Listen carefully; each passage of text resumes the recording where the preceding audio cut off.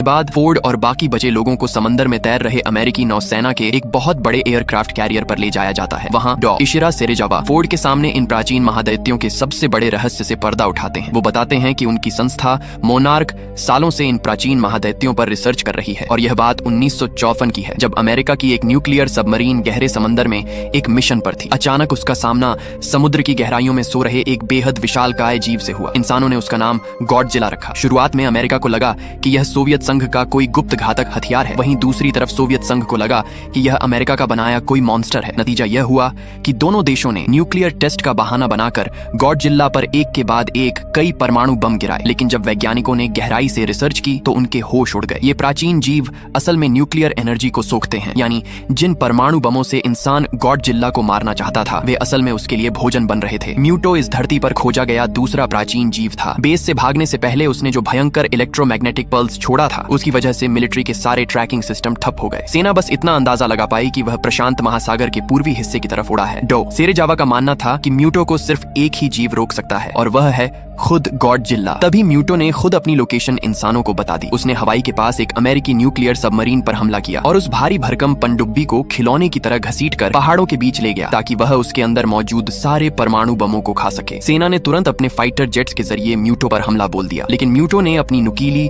आरी जैसी विशाल टांगों को हवा में उठाकर पूरी ताकत से जमीन पर पटका। इलेक्ट्रोमैग्नेटिक पल्स चारों तरफ फैल गया। हवा में उड़ रहे फाइटर जेट्स की बिजली पल भर में गुल हो गई और वे कटी पतंग की तरह एक एक करके जमीन पर गिरने लग गया। किनारे पर खड़ा एक कुत्ता समंदर की उठती लहरों को देखकर लगातार भौंक रहा था। गॉडजिला अभी तट से थोड़ी दूरी पर था, लेकिन उसके भारी शरीर के कारण उठी सुनामी की डरावनी लहरें गोल्डन सैंड बीच को पार कर शहर में घुस गईं। कुछ ही मिनटों में पूरा शहर कई मीटर गहरे मटमैले पानी में डूब गया। रात के घने अंधेरे में आसमान में रेड फ्लेयर्स दागे गए। उस लाल डरावनी रोशनी में लोगों को पहली बार गॉडजिला के विशालकाय शरीर की एक झलक दिखाई दी, जो उसका सिर्फ एक छोटा सा हिस्सा था। मिलिट्री ने उस पर अंधाधुंध गोलियां बरसानी शुरू कर दी, लेकिन गॉडजिला के लिए ये हमले चींटी के काटने जैसे भी नहीं थे। गॉडजिला का मकसद इन इंसानों को मारना नहीं था, वह सीधे म्यूटो की तरफ बढ़ रहा था। जल्द ही दोनों महादैत्य शहर के बीचों बीच आमने सामने आ गए। सबको लगा कि अब एक महायुद्ध देखने को मिलेगा, लेकिन नजारा उम्मीद से बिल्कुल उलट था। गॉडजिला को देखते ही म्यूटो वहां से दुम दबाकर भाग निकला और गॉडजिला भी उसके पीछे समंदर में कूद गया। मोनार्क के वैज्ञानिकों ने रिसर्च से पता लगाया कि यह नर म्यूटो अपनी मादा म्यूटो की चुंबकीय तरंगों को सुनकर भागा है ताकि वे दोनों मिलकर अपनी नस्ल को आगे बढ़ा सकें। उनकी लोकेशन के हिसाब से